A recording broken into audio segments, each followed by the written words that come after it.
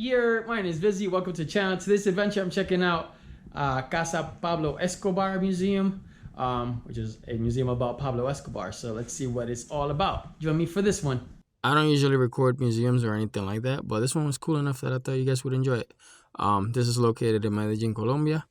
I am actually paraphrasing a lot of the things that are in this video for a simple fact that, one, I took the tour in Spanish because it's easier for my dad to understand what's going on. And two, this is about an hour and some change for the whole experience. So here goes nothing. Pablo's parents were a farmer and a teacher. He was one of 7 kids and he was the 3rd child. Of all the children, 5 are still alive. One of them died after being chased by a police officer for having no plates on the brand new vehicle that his brother has just given him. He fell down a cliff and passed away, and that's one of the reasons why Pablo had a bounty on police officers' head to bench his brother's passing. This was Pablo's 1982 Mercedes. Only Ronald Reagan and Pablo had this level of armor back in the day.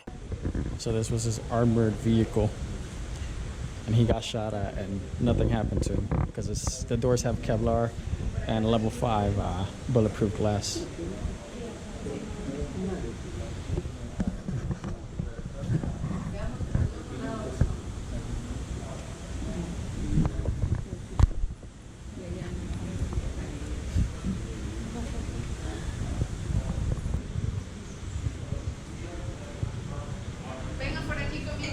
The helicopter hovering above the pool in this photo was just for the kids to have fun, jumping from the helicopter into the pool. The pool was also shaped in the form of a letter P for Pablo. Hacienda Napoli was found between Medellin and Bogotá. From Medellin, it was about 4 hours by vehicle, but with Pablo's jets and helicopters, it was a 40-minute plane ride. Helicopters were his favorite mode of transportation because it needed less space to land, and it was a whole lot quieter and more discreet. So that was Pablo Escobar's first airplane over there, and they retrofitted it so you could only get the necessary things in there, which was money. So there's only one seat there, and that's it. The name Napoli comes from his drug business that was set up in the coast of Naples in Italy, from which he made $70 million, which he used to buy Hacienda Napoli. He brought the money by plane, which was his first plane ever, and he loved it so much that he put it on the top of the gates of Hacienda Napoli as a trophy. This is the one that he hung in front of his Hacienda Napoli, and then this helicopter crashed due to mechanical failure, and he survived with no issues. He had a passenger which broke their arm. The plane went down due to mechanical failure, but everybody did survive. Now, after the plane went down, the villagers came out to see what happened, and he decided to escape. So he had another helicopter land next to it, and as he took off, he took a bunch of money and threw it out the window as a distraction to the villagers. So now nobody knew who had crashed or anything like that. The passenger was left behind to deal with the police, and it's for it to be investigated as a regular crash. He just did not want to be involved with that. So this is his racing heritage, I guess. Al Capone's car that he imported, and a Harley Davidson with gold trimmings that they built for him. And then there's his mom. It's all gutted.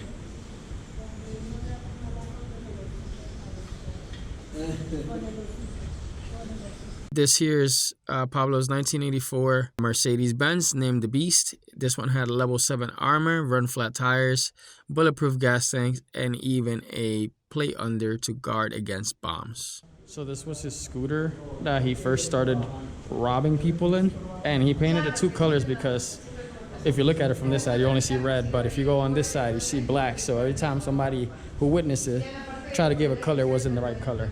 And these were plain tires that back in the day, the U.S. Would allow them to import it for free for recycling, but he found a loophole and just put drugs inside them. And then all they had to do was pick them out of the garbage and take their drugs out of it. So this was the smallest safe that they were able to get from the Hacienda Napoli, and he signed it there so people would stay away from it.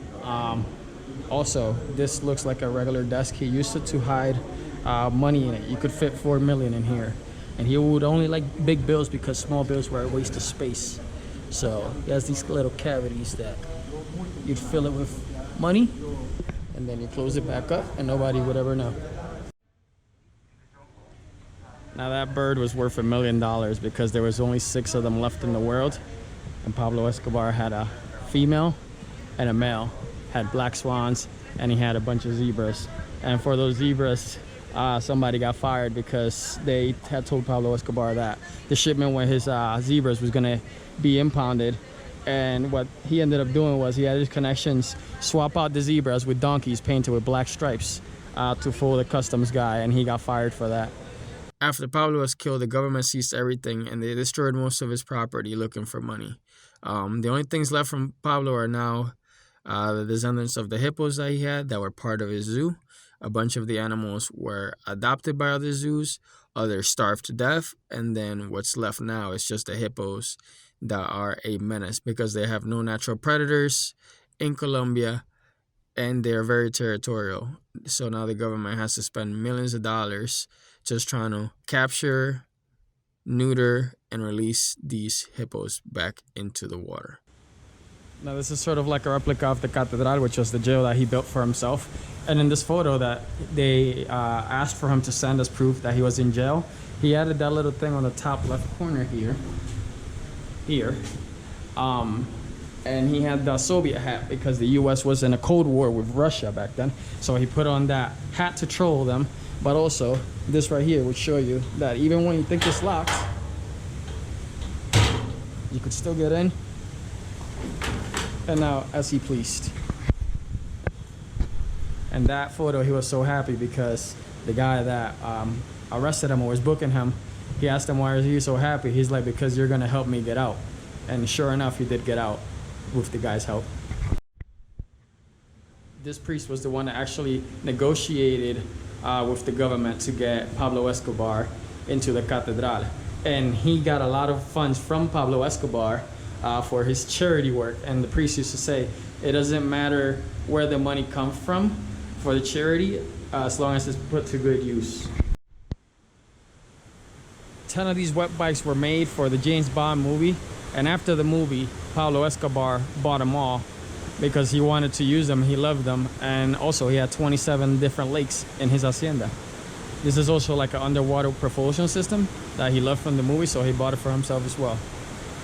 And there's a photo of him on his wet bike in one of his lakes to try to imitate this one from the movie. Pablo loved James Bond so much because he could get ideas from the movies, but not only that, since he had so much money, he could make those ideas come reality.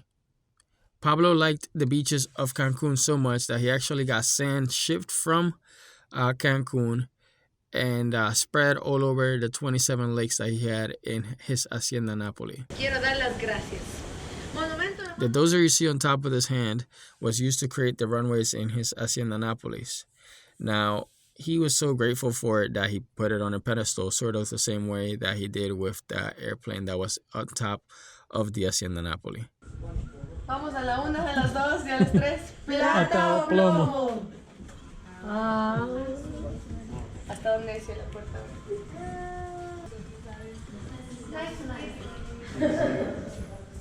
Dice que sí.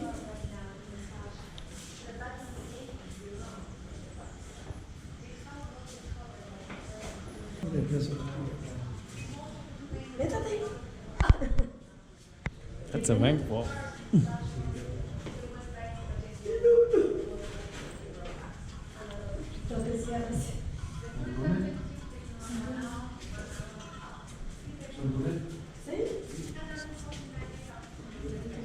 So he had a lot of his fortunes behind false doors and things like that.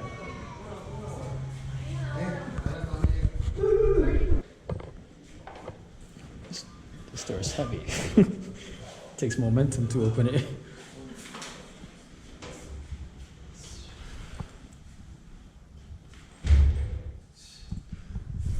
So this was one of his tunnels, which they sealed, but it went to a different building.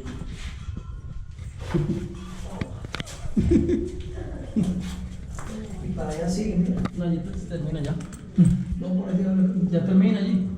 Vaya, cheque.